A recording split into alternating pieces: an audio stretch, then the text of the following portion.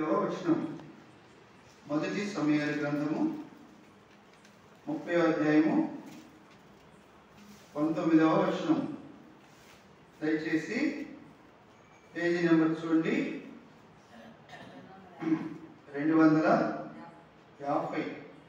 అందరూ మీకు కలిసి చదువుకుందాం. దయచేసి అందరూ మీకు తిద్దాం.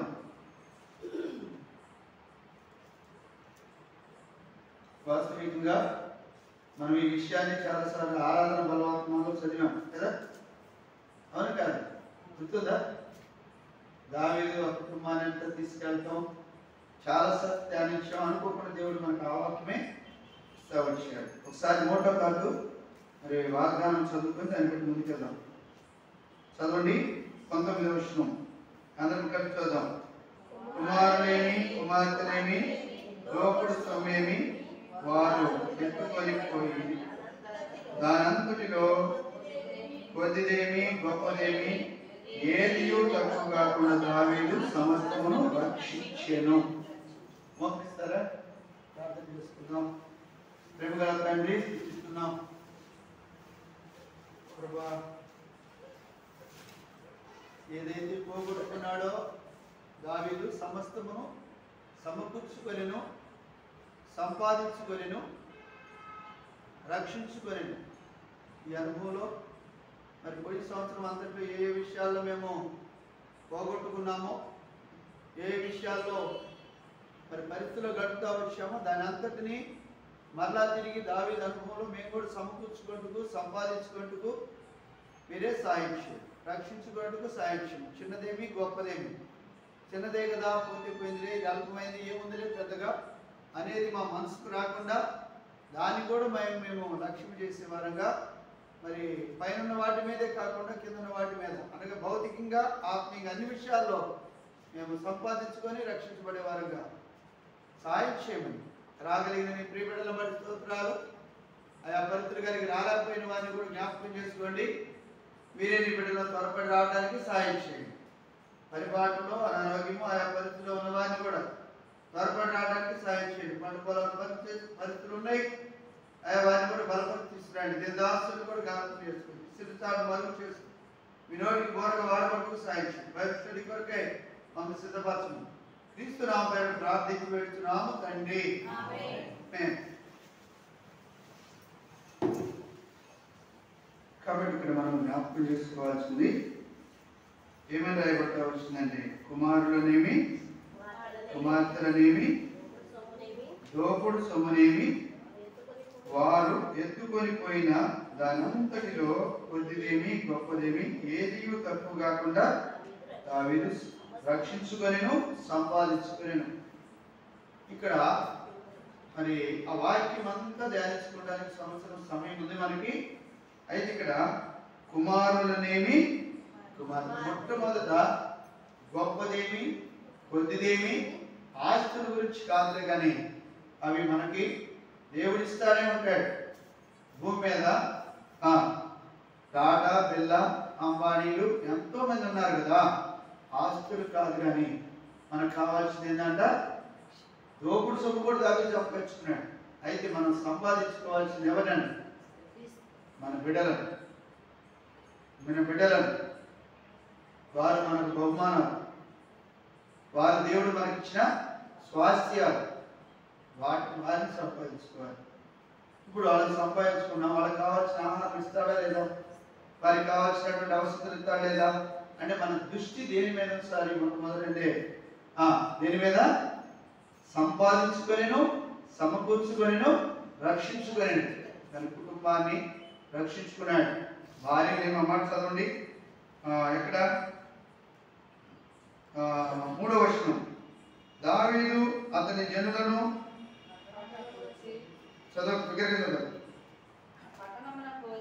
పట్టణములకు వచ్చి అది కాల్చబడి ఉండుటయు తమ భార్యలను కుమారులను కుమార్తెలను శరలోనికి కొనిపోబడి ఉండుటయు. ఏమైపోయారు? వాళ్ళంతా శరలోకి వెళ్ళిపోయారు. అందుకే అక్కడ అన్నాడు రక్షించుకునుట. సమకూర్చుకునేది ఆస్తి, రక్షించుకునేది కుటుంబం. రెండు వేరు వేరు. రక్షణ ఆస్తికి రక్షణ ఏం అవసరంలా, సమకూర్చుకుంటున్నాడు, రకరకాల సంపాదించుకున్నారు ఆస్తి. కానీ భార్యనేమి కుమారులేమి కుమార్తెలేమి సంపాదించుకుంటా ఉన్నాడు. కాబట్టి దేని మీద దావీదు గురి కలిగి ఉన్నాడంటే అన్నిటి మీద గురి కలిగి ఉన్నాడు. భార్యను సంపాదించుకున్నాడు, కుమారుని సంపాదించుకున్నాడు, కుమార్తెను సంపాదించుకున్నాడు, దోపుడు సొమ్మును సంపాదించుకున్నాడు. గొప్పదేమి కొద్దిదేమి అన్నిటినీ సంపాదించు. అంటే మొట్టమొదటి మనము గురి పెట్టాల్సింది, లక్ష్యం ఉంచాల్సింది రక్షణ. రక్షణ మీద గురి పెడితే తక్కిన అన్ని కూడా మనకి ఇస్తాడు. బిడ్డ పుట్టాడండి, బిడ్డ పుడితే వారసుడు వచ్చాడు, వాడికి కావాల్సిన గొడవలు కొంటాం, వాడికి కావాల్సిన ఉంగరాలు కొంటాం, వాడికి కావాల్సిన సదుపాయం అంతా చేస్తాం. అసలు బిడ్డే లేకపోతే చెప్పండి. కాబట్టి మొట్టమొదటి బిడ్డ అనేది ఎలాగ మనం సంపాదించుకుంటున్నామో అలాగనే మన కుటుంబాన్ని సంపాదించుకోవాలి. కుటుంబాన్ని రక్షించుకుంటే దాన్ని బట్టి అంతా. ఒకవేళ దావీదు కుమారులు లేరు, తీసుకెళ్లారు, భార్య తీసుకెళ్లారు, కుమార్తెను కూడా తీసుకెళ్లారు. వాళ్ళు ఎలాగైతే ఇల్లు అన్నింటినీ కాల్చేసారో వాళ్ళు కూడా చంపేశారు. దావీదు ఆస్తి కానీ దోపుడు సొమ్ము కానీ కొద్దిది కానీ గొప్పది కానీ సంపాదించుకునే ఏమైనా ఉపయోగం ఉందా? మనశ్శాంతి ఉండదు. కాబట్టి ముఖ్యంగా మన ఫోకస్ అంతా దేని మీద ఉన్నారంటే కుటుంబము బిడ్డల మీద ఉన్నారు. వారు చల్లకుంటే ఏం గంజి తాగైనా బతకవచ్చు, కాప కట్టలు తినైనా బతకవచ్చు. మొట్టమొదటి మన గురి దావీదు పెట్టిన గురి కూడా అదే. ఓకేనా? ముందుకెళ్దాం చూడండి. సమయాలు ఆదికాండము 14 8 చూసుకొని వెళ్దాం. ఇందాక చదివిన దాంట్లో 8 చూసుకొని వెళ్దాం. మొదటి సమయాలు 38 చూసుకొని ఆదికాండంలోకి వెళ్దాం. చదవక నేను ఈ దండును తరిమిన యెడల దాన్ని కలుసుకొందునా అని యెహోవా యొద్ద దావీదు విచారణ చేయక, యెహోవా తరుణము నిశ్చయముగా నీవు వారిని కలుసుకొందువని, తప్పగా నీ వారిని దక్కించుకొందువని అంటున్నాడు. అక్కడ దేవుడు కూడా నీ వారిని అంటున్నాడు. అక్కడ దేవుడు కూడా ఆస్తుల గురించి చెప్పట్లా, సొమ్ము గురించి చెప్పట్లా, నీ వారిని. దేవుడు ప్రయత్నించేది కూడా ధనం గురించి కాదు, ఆస్తుల గురించి కాదు, అంతస్తుల గురించి కాదు, అధికారాల గురించి అంతకంటే కాదు. ఉంటే పోతే సింహాసనం ఎక్కించేవాడు ఆయనే, దాని నుండి పడదోయేవాడు కూడా ఆయనే. అధికారాలు ఆయన చేతిలో ఉండేవి, అవి కాదు ముఖ్యం. దావీదు ఏమంటున్నాడంటే అయ్యా నేను కలుసుకునేదా లేదా అని మొట్టమొదటిగా తనకు బాధ రాగానే ఎవరి దగ్గరికి వెళ్ళాడు? దేవుని దగ్గరికి వెళ్ళాడు. మన బిడ్డల విషయం, కుటుంబ విషయం మనం కూడా ఏం చేయాలి? మొట్టమొదట కుటుంబంలో బిడ్డలు సమస్యల పరిస్థితులు ఉండొచ్చు, వాటి విషయం మొట్టమొదట ఎక్కడికి వెళ్ళాలి? మనం దావీదుని బట్టి నేర్చుకోగలుగుతున్నాం. దేవుని దగ్గరికి వెళ్ళాలి. దేవుడు అక్కడ ఉన్నవారి, అక్కడ ఉన్న పరిస్థితులు, ఆ స్థితిగతులు ఎరుగు కాబట్టి ఆ స్థితిగతుల నుంచి దేవుడు మనల్ని, మన బిడ్డల కుటుంబాన్ని కాపాడగలడు. అక్కడ మనము ఇంకో మాట నేర్చుకుంటున్నాం. అక్కడ ఏమంటున్నాడంటే తప్పక నీ వారందరినీ దక్కించు. అందరినీ అంటే ఒక్కరినిద్దరిని కాదు, కుటుంబాలు రక్షింపబడాలని, కుటుంబాలు ఆదరింపబడాలి, కుటుంబాలు దక్కించుకునే వారిగా ఉండాలి. ఏమోలే పెద్దోడు అట్టుండాలే, మరి చిన్నోడైతే ఏమైందిలే అని అనుకోనే కూడదు. అందరూ దేవుడి దృష్టిలో ఆత్మ విలువైంది. నిన్న నాకు ఒక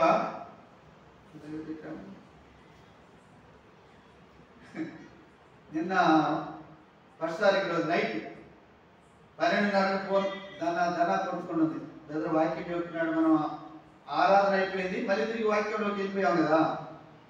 వ్యక్తి కొట్టుకుంటా ఉంది, నాకు సైలెంట్లో పెట్టుకున్నా, పడుతుంది, నేను తీరా. మళ్ళా తిరిగి వాగ్దానాలు తీసేటప్పుడు మళ్ళా వాగ్దానాలు తీసేటప్పుడు తిరిగి సాక్ష్యాలకు వరుస నైట్ అంతా ఫోన్ వస్తానే ఉంది. ఒక వ్యక్తి చేసింది. మళ్ళా తిరిగి మనం ముగించుకొని వెళ్ళిపోయాము. మళ్ళా తిరిగి వర్తమానం మళ్ళీ తెల్లారి మొదలైంది. 2 వర్తమానాలు, మళ్ళీ వాగ్దానాలు, ప్రేమికులు నేను అడుగుతా కూడా తీశాను అన్నమాట. ఒక్క వ్యక్తే తిప్పుతా ఉన్నాడు, పదే పదే ఫోన్ కొడుతున్నాడు. నేను తిరిగి మెసేజ్ పెట్టాడు అన్నమాట, అయ్యా నేను ఇట్లా ఉన్నాను. రాత్రి అన్నోళ్ళు మేము ఇక్కడ కూర్చున్నాం, ఉండగానే కదా నేను ఫోన్ చేశాను. మరి ఇక్కడ కూర్చొని విషయాలన్నీ మాట్లాడుకున్నాం. మళ్ళీ ఫోన్ చేశాడు. ఏంటి పదే పదే ఫోన్ చేస్తాడు? నాకు అర్థమైంది, ఎప్పుడైనా జనవరి రోజు వాగ్దానం వచ్చిందంటే వాక్యం కోసమే. ఎవరు అతను అంటే, నాకు మొన్న ఈ మోటో కార్లు వీటి కోసం గుంటూరు వెళ్ళాను కదా నేను. ఆ రోజు నాకు బస్సులో పరిచయం అయ్యాడు. చావులు మీటింగ్ వచ్చే రోజు నా పక్క సీట్లో కూర్చున్నాడు. ఆయన లాయర్, గుంటూరు జిల్లాలో జడ్జికి రాయడానికి సిద్ధంగా ఉన్నాడు. ప్రార్థన చేయమన్నాను. సరే ఏందని తెల్లారిపోతుంది. నేను ఇంటికి పోయినాక కుటుంబ ప్రార్థనలో ఉండడం మళ్ళీ చేశాడు. కుటుంబ ప్రార్థన అయిపోయినాక నేను మెసేజ్ పెట్టాను, నేను ఖాళీ ఉన్నప్పుడు నీకు మళ్ళీ ఫోన్ చేస్తానయ్యా. అర్థం చేసుకున్నాడు. నేను పడుకున్నాను, మధ్యాహ్నం పడుకుంటే నిద్రలో ఆయనే కనపడుతున్నాడు. అసలు ఏమైంది, ఎందుకు ఇంత ఆందోళన అని చెప్పి నేను మళ్ళీ తిరిగి నాకు వాగ్దానం పంపించాడుగా. వాగ్దానం పంపించాడు.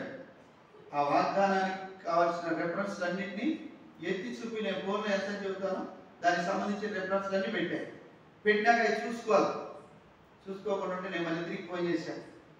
ఏందయ్యా అన్న, వెంకట్రావు ఆయన పేరు, లాయర్. ఏందయ్యా అన్న, పాస్టర్ గారు ఆ మాట చదవండి. నిర్గమాకాండము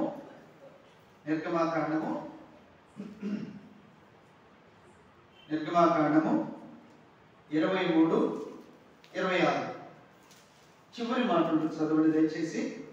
23:26 చివరి మాట దాంట్లోనే 23 అయిపోయింది. అది వచ్చింది ఆయన ఇక పడుకుంటే నిద్ర పడుతుందా? నీ దినమల లెక్క సంపూర్తి అయిపోయింది. ఉంది నా దగ్గర వాగ్దానం చూపించడానికి కూడా అంతవరకే ఇచ్చాడు. నా దినమల లెక్క చూచానంటాడు. జడ్జి కావాలన్నాను. నాకు చాలా ప్రార్థన మనం అడిగాడు. మరి ఇట్లా అన్నింటి సంగతి పాస్టర్ గారు, నాకు నిద్ర పడట్లేదు, మందిరానికి పోకపోతే ఒక లెక్క పోతే ఇది చెప్పలేదు నాకు ఇది చెప్పలేదు అన్నాడు. ఏమీ లేదయ్యా అని అంటే, ఆయన భార్య మంచి విశ్వాసం. అన్న అయ్యా నువ్వు పాస్టర్ గారికి ఫోన్ చేసావు కదా, ఫస్ట్ పరిచయం అదే, మళ్ళీ మేము కలవలేదు, మొక్క పరిచయం లేదు, ఫోన్ పరిచయం లేదు. మనం రోజు వాక్యాలు పంపిస్తున్నా చదువుకుంటున్నాడు. తిరిగి పాస్టర్ గారికి నువ్వు ఫోన్లు చేస్తున్నావు కదా, సమయం చూసుకొని పాస్టర్ గారు చెబుతాడే, నువ్వు ఆందోళన చెందబాగా చెప్తా ఉన్నాను. చెప్తామంటే బ్రదర్ ఏం చేశాడంటే, అమ్మాయి విశ్వాసి కాబట్టి అమ్మాయి తెలియజేసింది. తిరిగి బ్రదర్ మాత్రం అదే ఆందోళనలో ఉన్నాడు. అయితే ఏమవుతూ వచ్చిందంటే, నేను మళ్ళీ తిరిగి వాక్యం అంతా పెట్టినాక మళ్ళీ తిరిగి ఫోన్ చేసి మాట్లాడితే అప్పుడు అన్నాడు, ఏంటి పాస్టర్ గారు దీని అర్థం అంటున్నాడు. దీని అర్థం ఏం లేదయ్యా, దేవుడు నీ దినములు ఏముంది అక్కడ సంపూర్తి అయిపోయింది, అదే చెప్తున్నాడు అన్నాడు. మరి నువ్వు కూడా పాస్టర్ గారు అంటే చెప్తున్నావు, మా ఆడవాళ్ళు ఇంకా లేదు అంటే దేవుడు సహాయపడతాడు, చావులు చెబుతాడంటే నువ్వు సంపూర్తి అయిపోయిందని చెబుతావు పాస్టర్ గారు అన్నాడు. సంపూర్తి అయిపోవడం అంటే అప్పుడు 19వ నుండి 18 నుంచో 19 కాదు పైన ఎక్కడి నుంచి ఉందంటే మాట 18 నుంచి ఉంది. నీ బలుల రక్తమును పులిసిన ద్రవ్యముతో అర్పింపకూడదు, నా పండుగలలో అర్పించిన కొవ్వు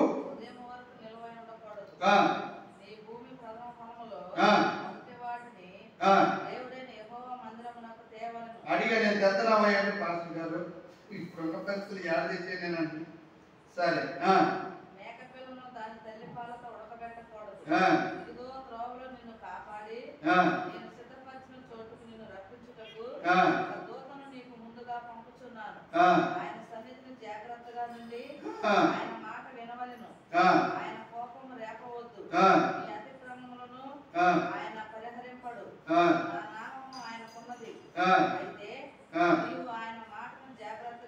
నీవు ఆయన మాటను జాగ్రత్తగా విని నేను నీ శత్రువులకు శత్రువును, ఆ, నీ విరోధులకు విరోధినై ఇందును. ఆ, ఎట్లనగా ఆ, నా దూత నీకు ముందుగా వెళ్ళుచు ఆ, అమోరీలు, హిత్తీలు, ఆ, పెరిజ్జీలు, కనానీలు, ఉమ్, హివీలు, యెబూసీలను ఉమ్, వారున్న చోటుకు నిన్ను రప్పించును. ఉమ్, నేను వారిని సంహరించెదను. ఆ, వారి దేవుడులకు సాగిలపడకూడదు, ఆ, వారిని పూజింపకూడదు. ఉమ్, వారి స్త్రీల వంటి స్త్రీలు చేయక ఆ, వారిని తప్పక నిర్మూలన చేసి ఆ, వారి విగ్రహములను బొత్తిగా పగలగొట్టవలెను. ఆ, నీ దేవుడైన యెహోవానే సేవింపవలెను. ఆ, అప్పుడు ఆయన నీ ఆహారమును నీ పానమును దీవించును. ఉమ్, నేను నీ మధ్య నుండి రోగము తొలగించెదను. ఆ, కడుపు దిగబడినదియు గొడ్డుదియు ఆ, ఈ దేశములోను ఉండదు. ఆ, ఈ దినముల లెక్క సంపూర్తి చేసేదను. ఆ, నన్ను బట్టి మనుషులు నీకు భయపడినట్లు చేసేదను. ఆ. నీవు పోవు సర్వదేశముల వారిని నీవు పోవు సర్వ దేశముల వారిని ఓడగొట్టి ఆ, నీ సమస్త శత్రువులు ఆ, నీ ఎదుట నుండి పారిపోవునట్లు చేసేదను. ఆ. ఎప్పుడైతే ఈ వాక్యం విన్నాడో అమ్మయ్య ఈ సంవత్సరం నాకంతో గొప్ప అయితే శ్రద్ధలు ఉన్నాయి దీనిలో. ఈ దేవుడైన యెహోవాని మాత్రమే సేవించాలి. విగ్రహాల జోలికి వెళ్ళకూడదు. పాస్టర్ గారిని గుళ్ళకి వెళ్ళమని గుళ్ళకి వెళ్ళడం కాదు, నీవు దేవుడి కంటే దేన్ని ఎక్కువగా ప్రేమిస్తే అది విగ్రహమే. దేన్ని ఎక్కువ ప్రేమించవా, ఎవరి మీద ఆధారపడవా చెప్తే అన్నాడు పాస్టర్ గారు, జడ్జిగా నన్ను తప్పక చేస్తాడు దేవుడు అన్నాడు. మొదటి ఏమయ్యాడు అంటే వాగ్దానాలన్నీ కూడా మన జీవితంలో అవునన్నట్టు నెరవేర్చబడతాయి. కొన్నిసార్లు భయాందోళన కలిగించేవిగా ఉంటాయి. అయితే వాటిని మనం అర్థం చేసుకునే విధానం బట్టి ఉంటుంది. దాన్ని గుర్తుపెట్టుకోవాలి. చక్కగా వారితో సంతోషాన్ని పంచుకునేవాడుగా ఉన్నాడు. ఏమన్నాడు, లెక్క చూడబడింది ఇంకా అయిపోయింది అని. అంటే ఇంతవరకు బాధలు పడ్డావు, కష్టాలు పడ్డావు, శ్రమలు పడ్డావు, వారితో కలిసి ఉన్నావు కనుక ఎన్నో వచ్చినాయి. ఇక నుంచి వేరే ఎక్కువ అయిపోయింది. ఆ దినాలన్నీ అయిపోయినాయి. ఇక నుంచి లెక్క చూసారు అయిపోయినాయి, నీ అప్పులన్నీ తీరిపోయినాయి అన్నట్టు హృదయం నెమ్మది నీకు ఇస్తాను. గుర్తుపెట్టుకోవాలి. వాగ్దానాలు చూసి భయపడబాకండి. మేము వస్తాం మీ ఇళ్ళకి, వచ్చి వాగ్దానాలు చూసి మీ కుటుంబాల గురించి దేవుడు ఏ ఉద్దేశం కలిగి ఉన్నాడో దాని విషయమై దేవుడు వాక్యం ద్వారా మాట్లాడుతారు కనుక దాన్ని బట్టి ప్రోత్సహింపబడిన వారు ముందుకు సాగే వారుగా చూద్దాం. చూడండి, దేవుని పరిశుద్ధ లేఖనాల్లో నుండి కొన్ని మాటలు చూస్తానికి ప్రయత్నం చేద్దాం. చదవండి.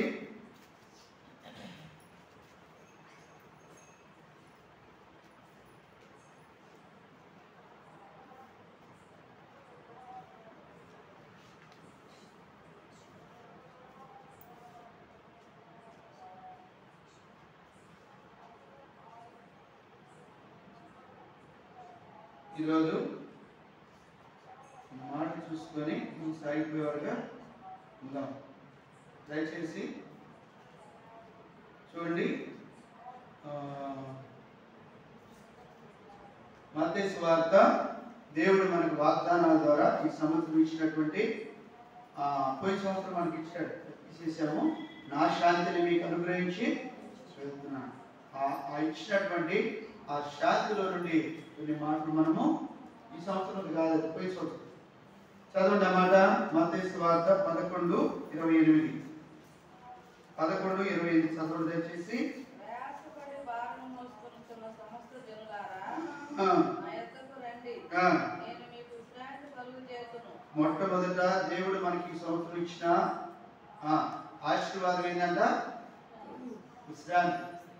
అంటే దాని శాంతి అని కూడా మనం అన్నాం. మనకి ఇచ్చినటువంటి గొప్ప భాగ్యం. మన భూమి మీద ఎన్నో వరాలు ఉండొచ్చు. దావీదుకి ఏమి ఇచ్చాడు, దాన్ని బట్టి శాంతి వచ్చిందా లేదా? కుటుంబం రక్షణ పడినప్పుడు శాంతి వచ్చిందా లేదా? నెమ్మది వచ్చిందా లేదా? సమాధానం వచ్చిందా లేదా? కాబట్టి ఆ వాగ్దానం యొక్క బలం ఏంటంటే మొట్టమొదటి మనకేమొచ్చింది? దేవుడి ఆశీర్వాదము, శాంతి. రెండోది ఎవరు పిలుస్తా ఉన్నాడు?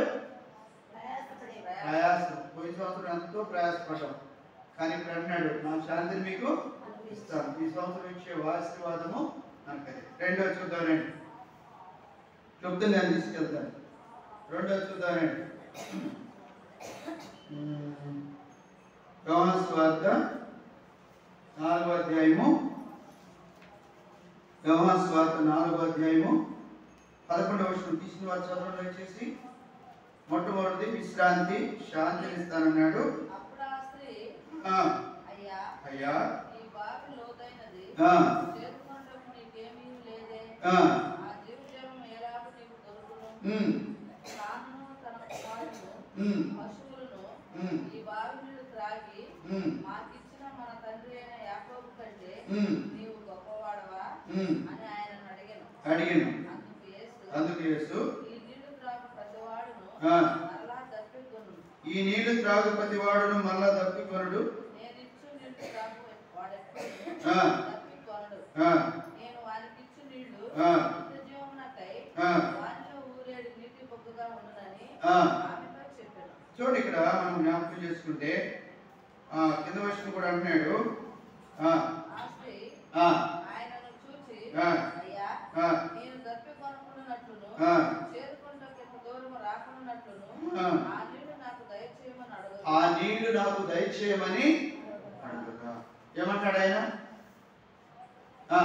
చదవాలా? ఏది పెట్టుకొని చదవాలా? నీవు వెళ్ళి కింద చదువు. అప్పుడు ఆయన ఏమంటున్నాడు? నువ్వు ఎవరిని అడుగుతున్నావో అది ఎరిగి ఉన్నాయి కదా. 10వ వచనమే, దాహమునకిమ్మని నన్ను అడుగుచున్నవాడు ఎవడో అది ఎరిగి ఉంటే నీవు ఆయనను అడుగుదువు. కాబట్టి ఇక్కడ రెండోది ఏంటంటే, ఒకటి ప్రయాసలో ఉన్న మనకి శాంతి, రెండోది ఆత్మీయ దప్పికలో ఉన్న వారికి మనకి జీవజలం. రెండోది అర్థమవుతుందా? రెండో ఆశీర్వాదం. మొదటి ఆశీర్వాదం ఏంటి చెప్పండి? మొదటి ఆశీర్వాదము శాంతి, విశ్రాంతి, నెమ్మది, సమాధానం. రెండోది జీవజలము. జీవజలం అంటే కెన్నటికి దప్పి కాకుండా ఆత్మీయ. అర్థమవుతుందా? రెండోది జీవజలం. చూడండి, మూడోది చూద్దాం రండి. మూడోది చూద్దాం, 14వ అధ్యాయము యోహాను సువార్త 14:27 చదవండి దయచేసి. శాంతి మీకు అనుగ్రహించి వెళుచున్నాను, నా శాంతిని మీకు అనుగ్రహించుచున్నాను. లోకం ఇచ్చినట్లుగా నేను మీకు అనుగ్రహించలేదు. మీ హృదయమును కలవరపడనీయకుడి, తెరవనీయకుడి. ఇక్కడే మళ్ళీ నా శాంతిని, లోకంలో శాంతిని దావీదు పిల్లల్ని ఇచ్చాడు, భార్యని ఇచ్చాడు, కుటుంబాన్ని ఇచ్చాడు, శాంతిని ఇచ్చాడు. తిరిగి దావీదు రెండోది కూడా ఇచ్చాడంట, మనశ్శాంతిని కూడా ఇచ్చాడు. భౌతిక శాంతి. రెండోది ప్రయాసపడి భారము వహించున్న వారికి శాంతిని ఇచ్చాడు. తిరిగి రెండోది ఆత్మశాంతిని కూడా ఇచ్చాడు. జీవజలం ఇచ్చాడు.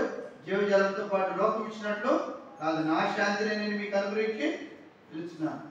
కాబట్టి ఆ శాంతి ఆత్మకు ప్రశాంతి. అదవుతుందా? ఇది గుర్తుపెట్టుకోవాలి. మూడోది ఏంటంటే, మూడో ఆశీర్వాదం. ఒకటి శాంతి, రెండోది జీవజలం, మూడోది మనశ్శాంతి. అదైనా చూడండి, 4వ మాట చూడండి. 4వ మాట చూడండి, యోహాను సువార్త 6:47.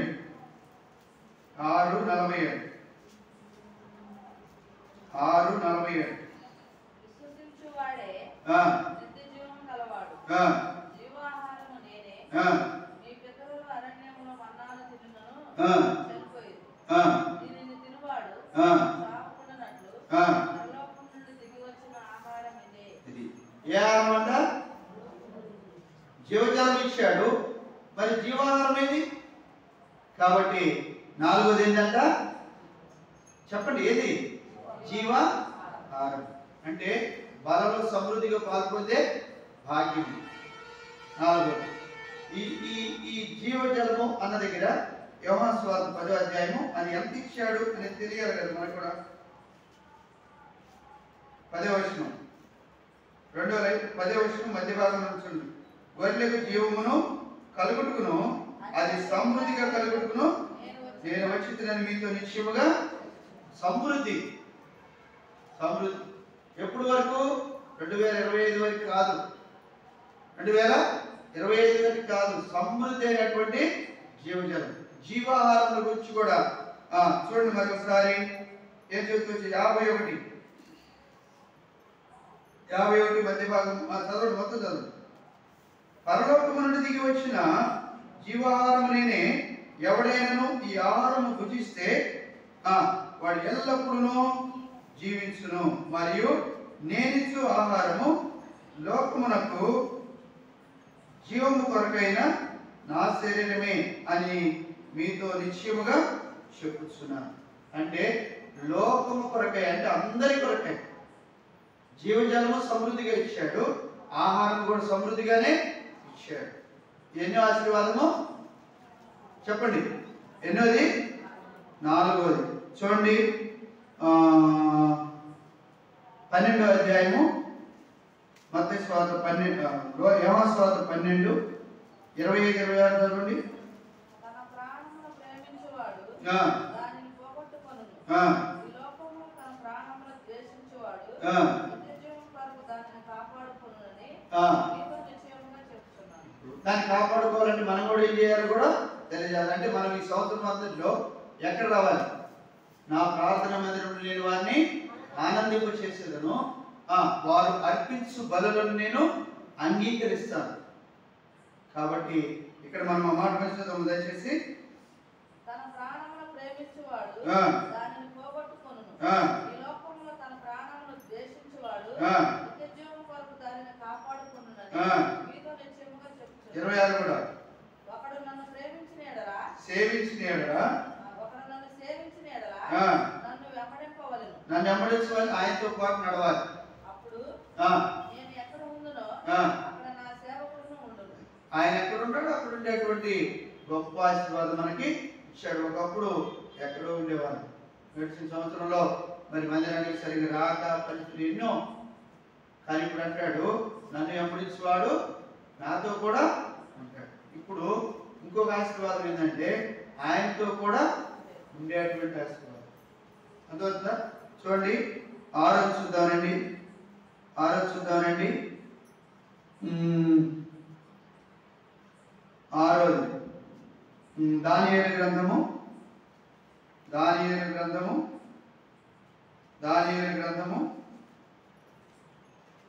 చూడండి. దానియేలు గ్రంథము 11:32. 11:32. అందుకతడు నిశ్చితపు మాటలు చెప్పి నిబంధన అతిక్రమించు వారిని వశపరచుకొనును. అయితే తమ దేవుని ఎరుగువారు బలము కలిగి గొప్ప కార్యములు. ఇప్పుడు ఏమి ఇచ్చాడు మనకి? బలం. గొప్ప కార్యాలు చేయాలంటే బలం కావాలి. ఒకప్పుడు బలహీనమే. సంవత్సరం అంతట్లో ఎన్నో బలహీనతలు మన జీవితంలో ఉండే. వాటిని ఒప్పుకొని విడిచిపెట్టాం. విడిచిపెట్టిన తర్వాత ఏమైంది? ఖాళీ అయిపోయింది కదా అన్నాడు కదా. ఒకడు తమ ఇల్లును ఊడ్చి ఎవరు లేకపోతే ఏదైతే వదిలిపోయిందో అది మళ్ళా తనకంటే చెడ్డవాటిని తీసుకొని వస్తుంది. మొదటి స్థితి కంటే కడపడి స్థితి బహుఘోరంగా ఉండదు. మనమైతే ఒప్పుకున్నాము, సరి చేసుకున్నాము, విడిచిపెట్టేసాం, తీసేసుకున్నాం. మరి ఇప్పుడు ఏమైంది? అది గుడిచి అమర్చబడకుండా ఏమి లేకుండా ఉంది కదా. ఇప్పుడు ఈ ఆశీర్వాదాలు మనం ఏం చేయాలంటే వాటిలో ఎక్కడ ఏది ఉండాలో అక్కడ ఏది అంటే అమర్చుకోవాలి. ఎక్కడ ఏది ఉందో దాన్ని అమర్చుకోవాలి. ఇప్పుడు దావీదు సమస్తమును ఏమన్నాడు? సంరక్షించుకోలేను.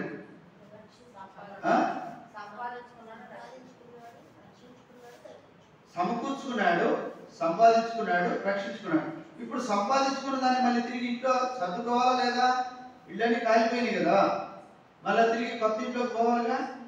అట్లా మనం కూడా రాత్రి నిన్న ఫస్ట్ తారీఖు రోజు మొత్తం కాల్ చేసినట్టే లేదా తీసేసుకున్నాం.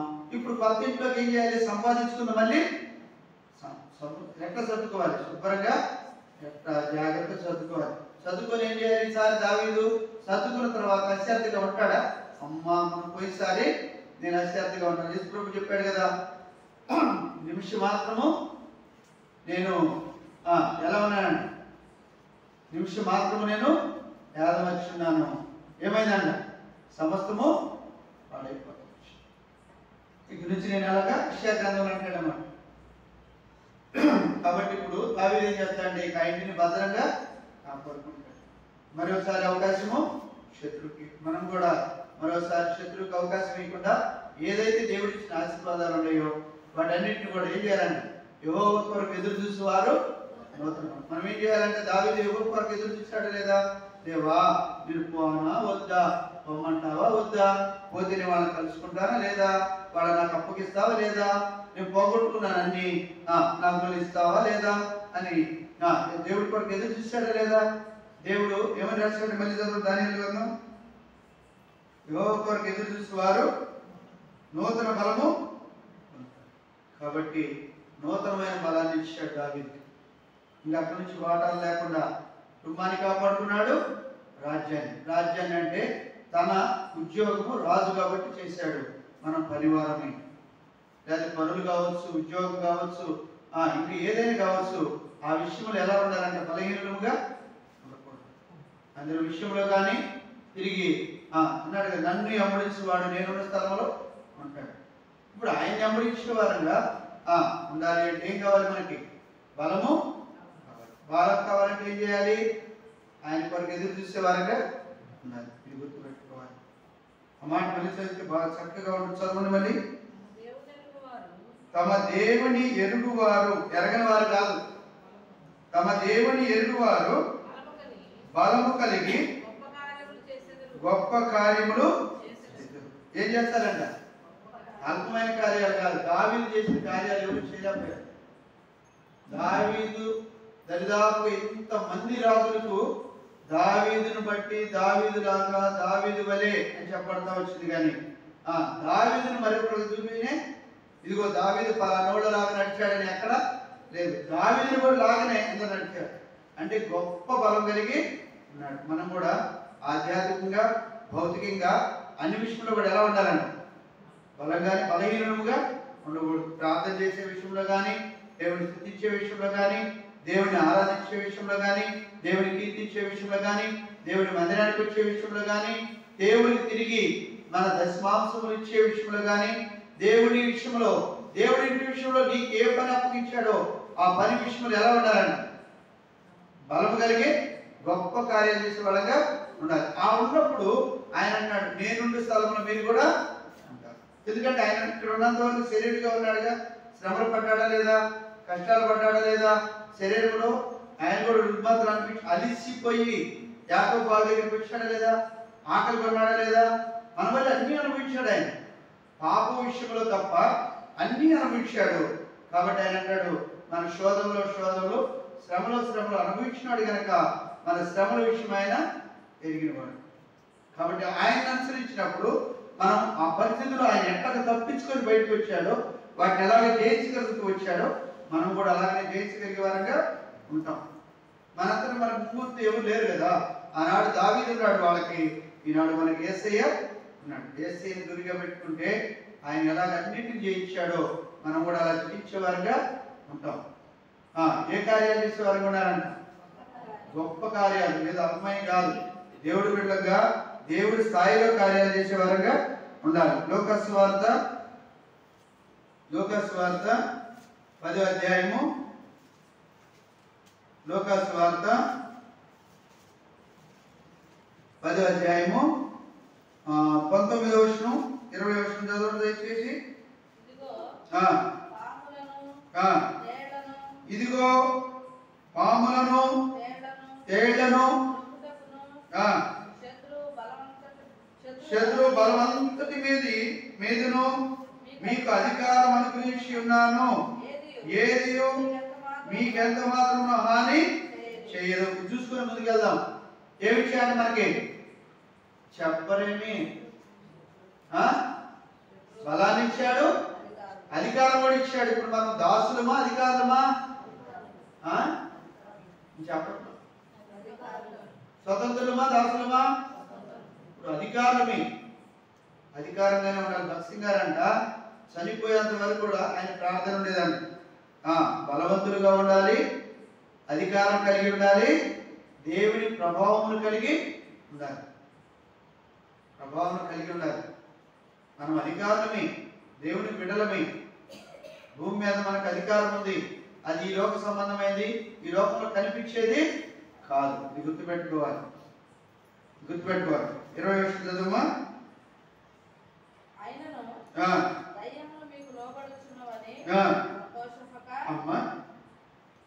మళ్ళీ రాకూడదు. అయినను దయ్యములు మీకు లోబడుచున్నవని సంతోషింపక అంతవరకు ఆగిపోవద్దు. మీ పేర్లు పరలోకమందు జీవ గ్రంథంలో రాయబడి ఉన్నాయని ఈ అల్పమైన వాటి వరకు సంతోషం కాదు. దావీదు అన్నాడు, దావీదు నీ భార్య బిడ్డలు కుమారులు కుమార్తెలు సంపదే కాదు, నీకు పరలోకంలో కూడా జీవ గ్రంథంలో నీ పేరు రాయ. కాబట్టి ఆయన్ని వెంబడిస్తే, ఆయన్ని అనుసరిస్తే, ఆయనతో కూడా నడిస్తే ఆయనలో మనకేముందంట? పాలు ఉంది. ఆయన అంటాడు కదా, జయించిన వాడిని నాతో కూడా నా సింహాసనమునందు కూర్చోనిస్తాను. ఆయనతో కలిసి పరిపాలన చేయడం వరకు ఏం కావాలి? మనకి జీవ గ్రంథంలో పేరు కావాలి. ఆ పేరు ఇస్తానన్నాడా లేదా? రాయబడింది అన్నాడా? రాస్తాను అన్నాడా? అమ్మా అయిపోయింది. ఈ 2025లో మన పేర్లు జీవ గ్రంథంలో రాయబడి ఎప్పుడో రాశాడు. ఇప్పుడు నిర్ధారణ చూపిస్తున్నాడు. తిక్కలున్నారా కాశ్యం ఇంకెందుకు భయపడతారు? మీరు బలవంతులు, అధికారులు, మీకు శాంతిని ఇచ్చాను, జీవజలం ఇచ్చాను, జీవాహారం ఇచ్చాను, నిత్య విశ్రాంతిని అన్ని ఇచ్చాను, మీకు కావాల్సిన బలం ఇచ్చాను, అధికారం ఇచ్చాను, అన్ని ఇచ్చాను. వీటన్నిటిని తీసుకొని స్వతంత్రులుగా మనం దేనికి లోబడద్దు, దేనికి లోబడద్దు. మీరు అధికారులు, మీరు అధికారులు. అధికారులు అంటే జీతం ఉందా లేదు? ఇప్పుడు కలెక్టర్ ఉన్నాడు, జీతం ఉందా లేదు? అండి ఎంఆర్ఓ కానీ ఇప్పుడు ఉంటారు కదన్నా, వాళ్ళందరూ జీతాలు ఉండే లేవు. ఇప్పుడు మనకి జీతం ఎవరు ఇస్తారు? వాళ్ళకంటే ప్రభుత్వం ఇస్తుంది. మరి మనకెవరు ఇవ్వాలి? అధికారులు అంటే అధికారులు కూడా జీతం ఉంటుందిగా, మరి ఆ జీతం ఎవరు ఇవ్వాలి? ప్రకటన గ్రంథం చెప్పాడు కదా 22 చదవండి. వాడికి చప్పు తీయాలి, చేతిలో ఉండాలి, బయట కింద పడకూడదు. ప్రకటన గ్రంథము తీసుకుంటుంది. ఏం చెప్పాడు? 8 22 ఎంత?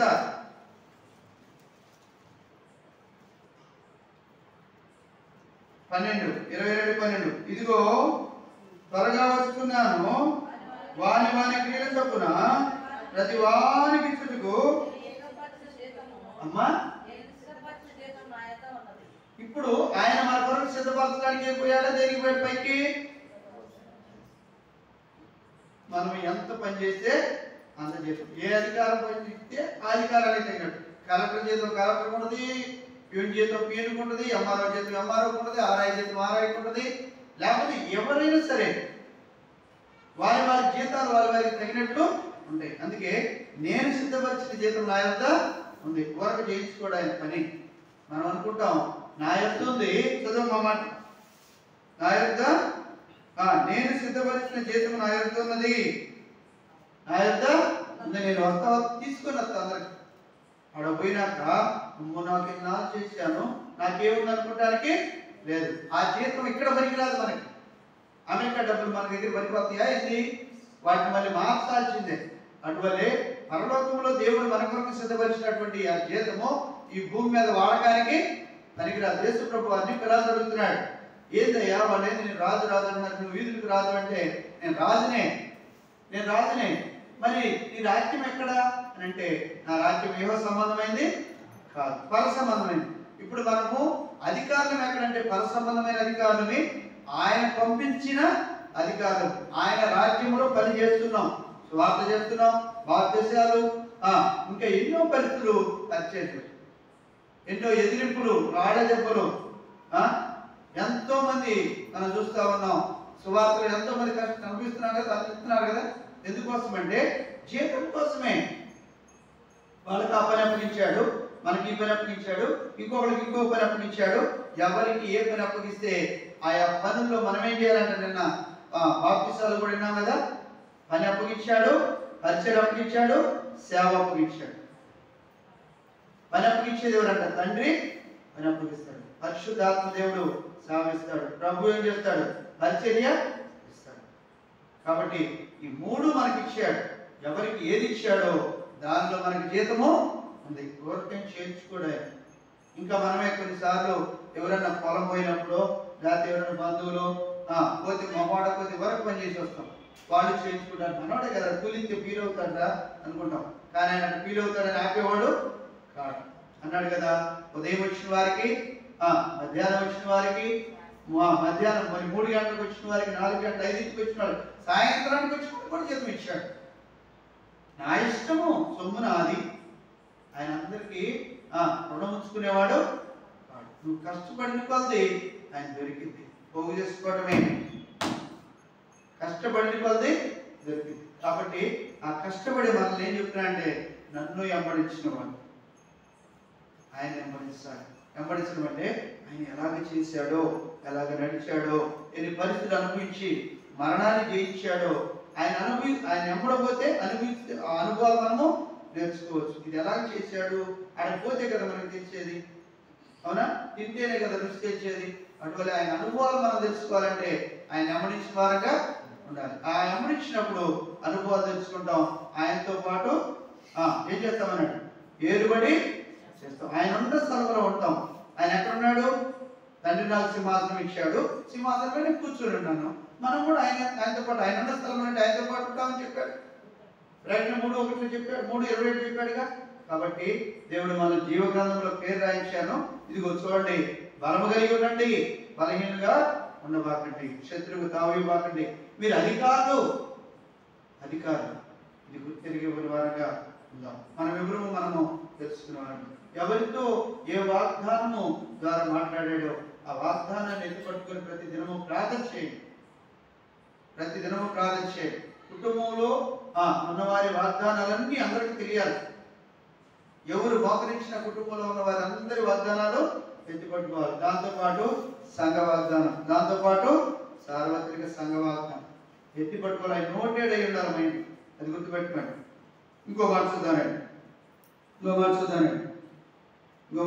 మార్కు సువార్త 16, మార్కు సువార్త 16,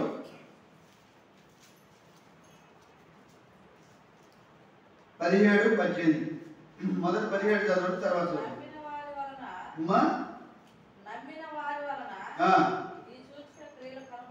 అది ఎవరి వల్ల?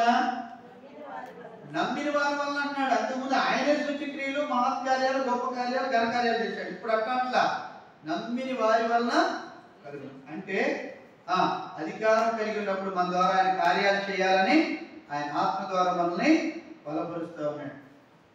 నమ్మిన వారి వల్ల కూడా ఆయన చేయటమే కాదు, చనిపోయిన వారిని బతికించాడు. ఇంకా కుష్ఠరోగులు, పక్షవాయువులు, రకరకాలైనటువంటి అద్భుతాలు, ఆశ్చర్య కార్యాలు చేస్తూ వచ్చాడు. ఇప్పుడు అన్నాడు నమ్మిన వారందరూ కూడా చేయాలి. అధికారం ఇచ్చాడు అన్నాం కదా ఇందాక. ఏ అధికారం ఇచ్చాడంటే వీటన్నిటి మీద ఇచ్చాడు. శత్రు పైన ఇచ్చాడు, పాములు, విష సర్పములు అన్నిటిపైన ఇచ్చాడు. తిరిగి ఏ సూచక్రియలు జరుగుతాయి అంట. ఇప్పుడు చదువు పూర్తిగా. ఏవనగా నా నామమున దయ్యములను వెళ్ళగొట్టుదురు, అమ్మా పరిగెత్తే వాళ్ళగా ఉండరంట, ఎత్తి పట్టుకుందరు,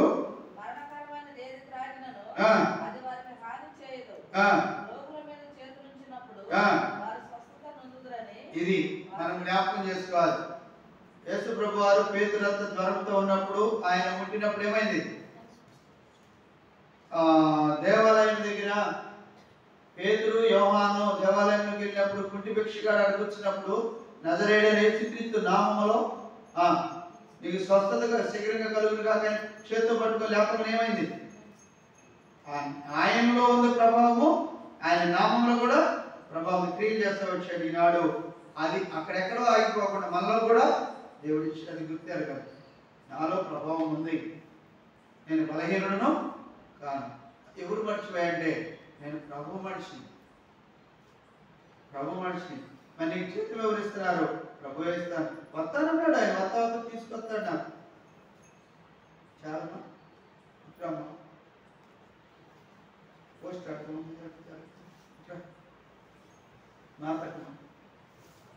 కాబట్టి ఇక్కడ మనం జ్ఞాపకం చేసుకోవాల్సింది మొట్టమొదటి 2025 సంవత్సరంలో నీవు ఎవరు?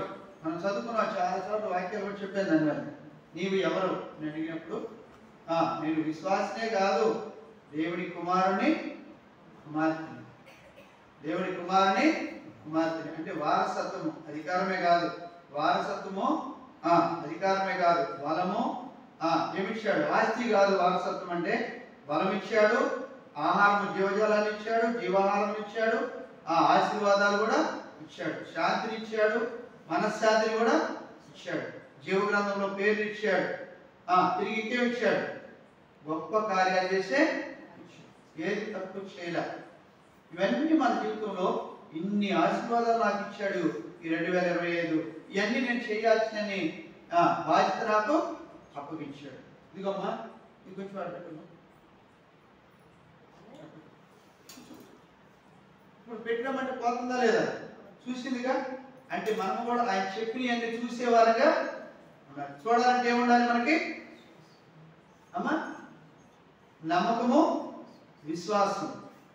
నమ్మకం లేకుండా, విశ్వాసం లేకుండా ఆయన కార్యాలు మనము చూడలేము. అల్ప విశ్వాసి ఎందుకు సందేహించావు అంటే ఏముండకూడదు మనలో? ఆయన కార్యాలను చూడాలంటే మనలో ఏముండాలి? విశ్వాసంతో అన్ని చేయొచ్చు. విశ్వాసంతో ఈ కొండనెత్తి సముద్రంలో పడమంటే పడింది. ఈ కమ్మల చెట్టును పెగిలించి సముద్రంలో నాటపడమంటే నాటబడి. ఏముండాలంటే విశ్వాసమే అక్కడ పెట్టుబడి. కాబట్టి అవిశ్వాసం కోసం ప్రార్థన చేయాలి, అవిశ్వాసం కోసం కాదు. అవిశ్వాసులు కాక విశ్వాసులై అన్నాడు. ఎవరిని? అమ్మా తోమాని. అవిశ్వాసి కాకుండా విశ్వాసమే ఏలుపెట్టు విశ్వాసి కాదు, అవిశ్వాసం ఉండడానికి వీలేదు. కాబట్టి మనం ఎలా ఉండాలని కోరుకుంటున్నాడు ఈ 2025లో? విశ్వాసంగా ఉండాలి, నమ్మకత్వంతో. నేను అప్పగించిన పనులు ఎలా ఉండాలంట? నమ్మకం. ఎవరికి ఏ పని అప్పగించాడు ఆ పనిలో? నేనున్నాను ప్రభా. ఫ్రెండ్ చూడండి, ఇంకో మాట చూడండి. అపోస్తల కార్యములు 9వ అధ్యాయము 11వ వచనం. అపోస్తల కార్యములు 9వ అధ్యాయము 11వ వచనం. దయచేసి తీసుకుని చదవండి. అది ఏమన్నాడు? మనం కూడా ఏమనాలి? చెప్పండి. నేనున్నాను, నన్ను పంపి. పని చేయాలా? ప్రార్థన చేయాలా? విజ్ఞాపనం చేయాలా? విన్నపం చేయాలా? లేకపోతే ఎవరు కూర్చోవాలా? ఏం చెప్పినా కదా నేనున్నాను అంటే ఆయన అన్నాడు. ఆత్మ సంఘముతో చెప్పు మాటలు అది వినాలి. వినాలి అంటే ఏం కావాలి? వినుబుద్ధి, వినాలని ఇష్టము ఉండాలి. నువ్వు ఇక్కడ కాదు అని తెలుసుకుంటే చాలు, గుర్తుపెట్టుకోవాలి. ఇంకో మాట చదువు అక్కడే 12వ వచనం. అతడు అననీయ అను ఒక మనుషుడు లోపలికి వచ్చి తాను దృష్టి పొందినట్లు తల మీద చేతులుంచుట చూచి చూచి ఉన్నాడని చెప్పాను. అందుకు అననీయ, ప్రభువా, ఈ మనుషుడు యెరూషలేములో నీ పరిశుద్ధులకు ఎంత కీడు చేసి ఉన్నాడని అతను గూర్చి అనేకుల వలన వింటిని. ఇక్కడను నీ నామమును బట్టి నాకు చేయవారినందరినీ బంధించుటకు అతను ప్రధాన యాజకుల వలన అధికారం పొంది ఉన్నాడని ఉత్తరం ఇచ్చెను. అందుకు ప్రభు నీవు వెళ్ళబోయే నీకెందుకు? అతను ఎట్టాంటోడే నువ్వు చూస్తున్నావు, దొంగని చూస్తున్నావు. అట్టాంటోడు ఎట్టోడు నీ కళ్ళతో చూస్తున్నావు. ఆయన నీ కళ్ళతో వర్తమానము, భూత, భవిష్యత్తు కాలం ఎరిగిన వాడిని, అతను తల్లి గర్భంలో పిండముగా రూపింపబడక మునిపే ఎరిగిన వాడిని, రూపించిన వాడిని, ఎరిగిన వాడిని, జన్మమునిచ్చిన వాడిని, రక్షింపబడక మునుపు ఆయన నేను ఎరుగు. నన్ను హింసించుట సౌలు నన్నేలా మునుగోలకు ఎదురుదంటావా? అన్ని ఎరిగినవాడిని నాకు నువ్వు చెబుతావే? వెళ్ళు చదువు. అన్యజనుల ఎదుటను, రాజుల ఎదుటను, ఇశ్రాయేలీయుల ఎదుటను ఏమన్నాడు? నా నామము భరించుటకు ఇతడు నేను ఏర్పరచుకున్న సాధనము. ఇది గుర్తుపెట్టుకోవాలి. మనం ఎవరు అంట? ఆయన ఏర్పరచుకున్న సాధనం అంటే ఆయుధము. ఆయన చేతిలో ఆయుధమై ఉన్నాం, పాత్రలమై ఉన్నాం. ఆయన వాడుకుంటూ కుమ్మరిగా మనల్ని చేసుకున్నాడు. ఆయన కోసం వాడుకోవడానికి పాత్రలుగా చేస్తున్నాడు, మన కోసము కాదు. వాడుకో వాడుకున్నాడు. లోకస్తుడు సౌలుగా ఉన్నంత వరకు వాడుకున్నాడు. ఎప్పుడైతే ఆయన ప్రభువా నేనున్నానన్నాడో అప్పుడు చేశాడు. నాకు సాధన, ఇంతవరకు వాడి చేతిలో సాధన, ఇప్పుడైతే నా చేతిలో సాధన. అంతవరకు వాడి చేతిలో బలహీనులుగా ఉన్నారు, ఇప్పుడు నా చేతిలో బలవంతులు. అంతవరకు వారు ఏ అధికారం లేని దాసులుగా ఉన్నారు పాపానికి, రోగానికి, ఇప్పుడు నా అధికారులుగా నేను ప్రకటన చేస్తున్నా. వారి పేరు జీవగ్రంథంలో ఉంది. రాశాడు అమ్మని. అందుకే అక్కడ తర్వాత మర్చదు మనం.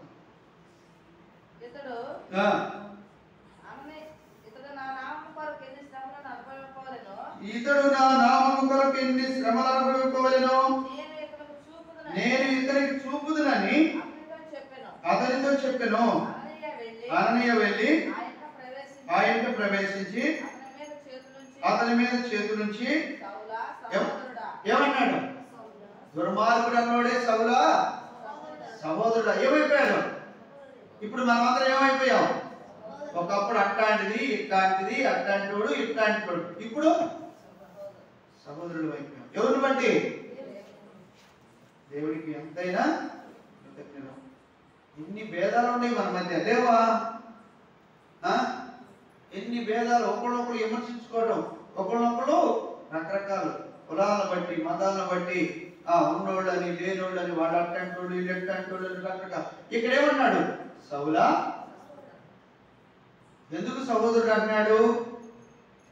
ఎందుకు సహోదరుడు అన్నాడు? ఈయన ప్రవక్త అననీయ. ప్రవక్త అంటే సిలువ శ్రమలు అనుభవించడానికి ఉన్నవాడు. నేను ప్రభువుని బట్టి ఆయన స్వార్థ చేస్తున్నాను, అధికారిగా ఉన్నాను, బలం కలిగి ఉన్నాను, అన్ని విషయాల్లో నేను ఉన్నాను. అన్ని విషయాల్లో నేను ప్రభు యొక్క కార్యాభివృద్ధి అందు ఎదుగుదల కలిగి నేనున్నాను. ఇప్పుడు నువ్వు కూడా ఆయన కార్యాలకు అధికారిగా వచ్చావు నా సహోదరుడు. అంటే ఏమంటారు ఉద్యోగాల్లో? కొలీగ్స్ అంటారు కదా. ఇంకొక ఉద్యోగం చేసేవాళ్ళు పక్కన ఉద్యోగస్తులు ఏమంటారు? మా కొలీగ్స్ అంటారు కదా. అట్లా ఇప్పుడు ఏమయ్యాం? సహోదరుడు అని పిలుస్తున్నాడు. ఇప్పుడు అంటే సాటి ఉద్యోగస్తుడు అయ్యాడు. ఆయన అధికారంలో, ఆయన బలంలో నువ్వెంతో ఆయన కూడా అంతే. అప్పుడు సహోదరుడు అయ్యాడు. అంటే వారసుడు అయ్యాడు. వారసుడు అయ్యాడు, తండ్రికి వారసుడు అయ్యాడు కనుక అప్పుడు ఏమన్నాడు? సహోదరుడా. చదువు. సౌలా సహోదరుడా, నీవు వచ్చిన మార్గంలో నీకు కనబడిన ప్రభువైన యేసు నీవు దృష్టి పొంది పరిశుద్ధాత్మతో నింపబడినట్లు అంత మునుపు ఏమన్నాడు? ఎవరు పంపించి వచ్చారంట? ఇప్పుడు ప్రభు యొక్క ఆత్మకి లేదా ప్రభు యొక్క అధికారానికి అననీయ లోబడ్డాడా లేదా? నేను బాగున్నాయి అన్నాడు, కానీ లోబడ్డా లేదా? మనం కూడా ఎంతో కొంత తెలిసి తెలియక నేను బాను, నేను చేయను, అలిగే వాళ్ళంగా రకరకాలుగా ఉంటాం. కానీ అననీయ కూడా ఇది అన్నాడు, వద్దయ్యా వాడు అట్లాంటోడు, ప్రార్థన చేసే వాళ్ళందరూ చెప్పడానికి వచ్చాడు. కానీ ఇప్పుడు ప్రభు అన్నాడు, నువ్వు పో. ఆ మాటకి అధికారానికి లోబడ్డా లేదా? ప్రభు నన్ను పంపిన ఖండించి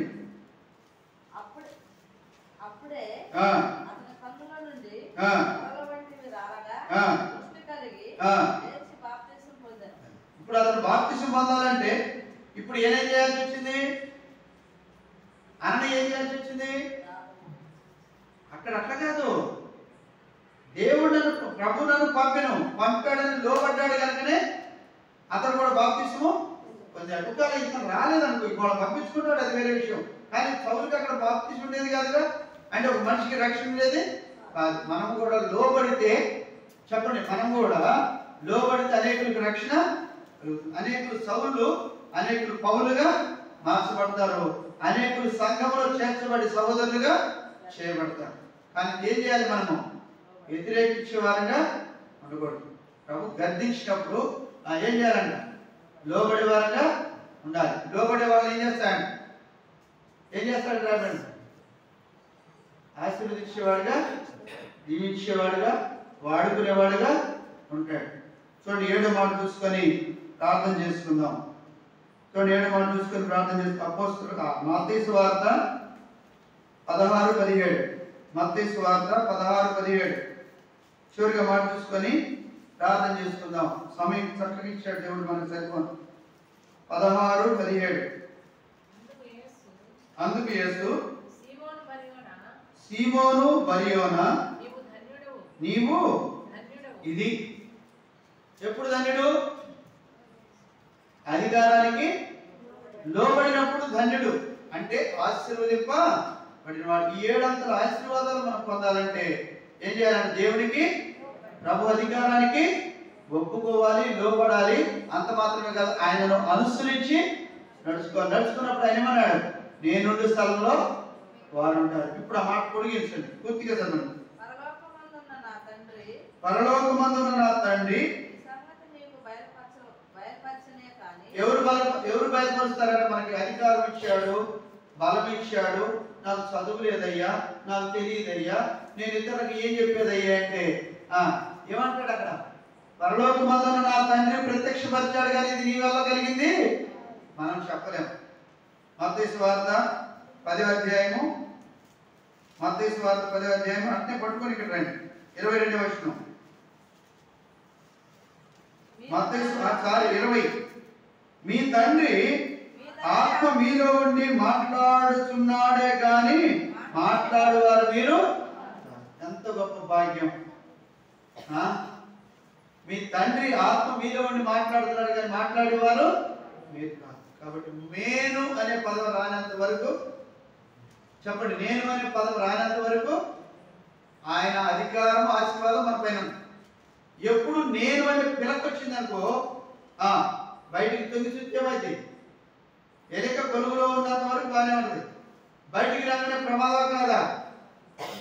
అటువంటి మనం కూడా ఆయనలో దాగి ఉన్నంత వరకు బాగానే ఉంటుంది. బయటికి కనపడ్డామా శత్రువు లెక్కేసుకుంటాడు. ఎంతమంది ఉన్నారు? 1 2 3 4 5 6 లెక్కేస్తారు. ఆ లెక్కలో కూడా. కాబట్టి మనం మరుగు చేయబడినప్పుడు ఆయన బయటికి కనబడతాడు. ఆయనలో మనం ఉన్నప్పుడే మనం ఇన్ని ఆశీర్వాదాలకు వారసులమే అవుతాం.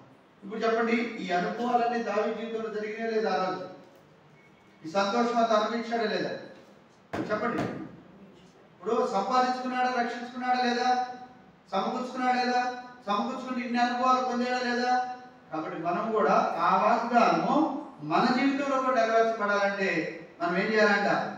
17వ వచనం మళ్ళీ చదవండి పూర్తిగా. 16, 17 మళ్ళీ చదవండి. అందుకు యేసు సీమోను బరియోనా నీవు ధన్యుడవు, పరలోకమందున్న నా తండ్రి ఈ సంగతులు నీకు బయలుపరిచినే గాని నరులు. ఇప్పుడు ఎవరు బయలుపరచకూడదు? నరుల మాటలు మన జీవితానికి రాకూడదు. పరలోక సంబంధమైన ఎవరు తెలియజేస్తారు మనకంటే? పరిశుద్ధాత్ముడే, లేకపోతే తండ్రి మనకు తెలియజేస్తాడు. అంతేగాని మనుషుల్ని ఆధారం చేసుకొని కూడదు. వాళ్ళు బయలుపరిచేయి కాదు. పేతురు అన్నాడు, నేను సముద్రానికి పోతానంటే నేను కూడా తప్ప అంటాను. శరీర సంబంధమైన జీవితాలు అవి. ఆత్మ సంబంధాలు కాదు వాళ్ళు. వాళ్ళ మాటలు నమ్మకూడదు, వాళ్ళని వెంబడించకూడదు, వాళ్ళని అనుసరించకూడదు. వాళ్ళతో సవాసం చేస్తే వీడు కూడా పోతాడు. అంతేనన్నా అక్కడ? నీకు ఎవరు బయలుపరిచారయ్యా? ఏమని బయలుపరిచారన్నాడు పైన? ఆ మాట చదవండి. ఆ మాట చదివి మీకు అర్థమవుతుంది.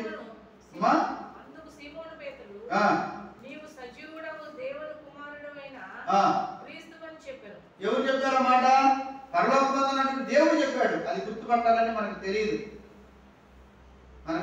మన బలం చాలదు, మన విశ్వాసం చాలదు, మన నమ్మకత్వం మనకు అంతకంటే చాలదు. మన గురి అంత లెక్క పోదు. ఏదో మేఘాల చెప్పచ్చు, అంతకంటే దాటి పోదు. పశ్చిమరాజు తేజస్సులు అమరత్వం కలిగి ఉన్న దేవుడి దగ్గరికి మన గురి పోవాలంటే, ఆయన నివాస స్థలంలోనికి మన మనసు పోవాలంటే ముందు మన మనసు నిలుపుకునే వారంగా ఉండాలి. కాబట్టి అన్నాడు పేతురు, అన్నాడు నువ్వు మామూలుడివి కాదయ్యా. కాబట్టి అది బయలుపరిచింది ఎవరయ్యా అంటే పేతురు కాదంట. పరలోకమందున్న నా తండ్రి నీకు బయలుపరిచాడు. మనం కూడా ఏ పని చేయాలయ్యా? ఇవాళ పోతే మరి నేను బాప్తిస్మా విషయంలో ఇక్కడ కూర్చున్నా కూడా ఎంతో ఆందోళన చెందాను. మనము ఆ రోజు పోయి వచ్చింది ఎవరెవరు పోయాం? రవి నేనే పోయాం. రవి నేనే మొదటి రోజు పోయాం. ఆ రోజు పోతే మనం అక్కడ నుంచి చూస్తూనే ధైర్యం గాడి కనపడుతుంది, రాళ్ళు కనపడుతుంది. ఇటు రోడ్ దాంట్లో కట్టగట్టినట్టు ఆ రాళ్ళ మీదుగా పోతుంది సన్నజాలు. రవి నేను పోయాం. ఇక్కడ దాకా వచ్చి ఫోటో తీసి పెట్టి చూపించి అన్నక నేను సరిపోతే పోదాం అన్నాడు. తిరిగి అక్కడ పోయేటప్పుడు రాళ్ళ కంటి కిందకి పోయి అవును కనపడదు లేదు ఏనా రాళ్ళ కంటి కింద పోయింది. దాన్ని చూసి అన్నాడు బొమ్మ ఆలోచన నేను ఇక్కడ కొంత అపోహాలు ఆయన ఇవ్వచ్చుగా మీకెందుకు ఎవరికెందుకు నువ్వు పోయి నా తండ్రి బయలుపరిచాడు, ఆయన చేశాడు, ఆయన చెప్పాడు, ఆయన చేశాడు. ఎవరు ఏం చేసినా మనకు అనవసరం. ఆయన చేశాడా లేదనేది మనకు అవసరం. ఆయన చేశాడా లేదనేది మనకు అవసరం. గడ్డి పోసాడు చేస్తున్నాడు, గాడిద చేత చేయించుకున్నాడు. కాబట్టి ఇక్కడ మన జ్ఞాపకం చాలా భయపడ్డాను నేను. రవి మళ్ళీ ఆడకు పోయినాక అన్న వాక్యం చెబుతానే ఉన్నాడు. అనిలు రవి వెళ్ళారు. వెళ్ళి వాడు వీడియో తీసి నాకు చూపిస్తే రాళ్ళు కాంచి బెత్తరు కిందకి పోయినాయి. ఏడకే కనపడుతుంది. అది సాధ్యం కాదు. బాప్తిసాలు తీసుకునే వాళ్ళు అందరూ కూడా గొప్ప విగ్రహాలే. మన దివ్య తప్ప అందరూ గొప్ప వీళ్ళు ఎక్కడ చేయాలా? ఈయన వచ్చితే మళ్ళీ రెండో మనిషి తీసుకుంటా కాదు లేదు.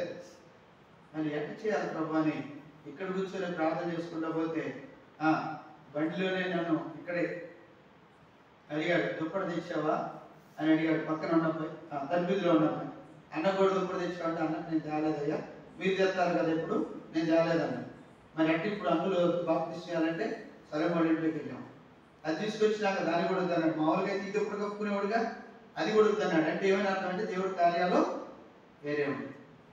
తీసుకెళ్ళాము. పోయినాక బయటలో నాకు ప్రార్థన చేసి నువ్వు ఇవ్వను నేల ఇంకా దిగలేప్పటికి బంతి ఆదరికి పోదాం అంటాడు, వీడు పోదాం అంటే ఎక్కడ కాదయ్యా ఇక్కడే ఇద్దాము. మీరు చూసిస్తాము. అప్పుడు రవి లోపలే ఉన్నాడు. మీరు చూపించాలి. రవి లోపలే ఉన్నాడు. రవే కదా వెళ్ళింది, లోపలే ఉన్నాడు. నువ్వు పోయి ప్రార్థన చేస్తాను నేను, నువ్వు ఇవ్వు. పరలోకమందున దేవుడు ఆయన బయలుపరిచాడు. ఇక్కడ సేవకుడుగా ఆయన చెప్పాడు చెయ్యాలా వద్దా? అననీయ పోయి అభిషేకించమన్నాడు. పోయాడా లేకపోతే ప్రభు వచ్చాడా? మరి ప్రభు రావచ్చు కదా ఆయన అభిషేకించడానికి. అర్థం చేసుకున్నాం. దయచేసి దేనికి తావకూడదంట. అపార్థాలకి అనార్థాలకి నష్టపోతాం. వాడు అంటాడు ఎట్ట చేయొచ్చు కదా, అట్ట చేసి అనేది శత్రువు శరీరం పరిచేస్తూ ఉంటుంది, దానికి తావు ఇవ్వడు. నేను దినవాడు జరిగించుకుంటూ ఆయన చెప్తాం. నేను దినవాడు జరిగించుకోవడం ఆయన చెప్తాం. అందులో అందరినీ ఇక్కడ చూశాడు ఆయన. ఒక నెలలో వాడికి పంపించడం సామాన్యమైన విషయమేమి కాదు. జ్ఞాపకం చేస్తున్నాడు. అటువలే దేవుడు మనల్ని ఏం చేస్తాడు? బలవంతులుగా చేస్తాడు. ఏ అధికారం ఏ దినాన్ని ఎందుకు వాడుకోవాలనుకున్నాడో అందుకు వాడిపోయా. నేనున్నాను, నేను సిద్ధంగా ఉన్నాను. అప్పగించుకుంటే అది మన కుటుంబాలకు మనకి ఆశీర్వాదం. ఇప్పుడు మనం ఏం చెప్పండి? దావీదు ఏం చేశాడు? ఏమేమి గొప్పది, కొద్దిది గొప్పది అంటే కొద్దిదనే ఈ జీవితము గొప్పదనే ఆ జీవితాన్ని కూడా సంపాదించుకున్నాడు. మనం కూడా ఏం చేయాలంట? కొద్దిదనే ఈ జీవితంలో జాగ్రత్తగానే ఉండాలి, సంపాదించుకోవాలి. గొప్పదనే ఆ జీవితంలో కూడా అది గుర్తుపెట్టుకోండి. ఏమున్నది? శరీరం ఉండనాలు ఏం పోయింది అంటే ఆ శరీరం నశించిపోతే ఆత్మ దానిలో ఉండలేదు. దేవుడి కార్యాలు జరగవు. దానికి కూడా నిర్లక్ష్యము చేయకూడదు. అది గుర్తుపెట్టుకుందాం. ఈ 700 ఆశీర్వాదాలతో దేవుడు మనల్ని ఈ సంవత్సరం అంతా నడిపించలాగిన ఇద్దరు ప్రార్థన చేస్తారు. ఒక బ్రదరు ఒక సిస్టర్ ప్రార్థన చేయండి.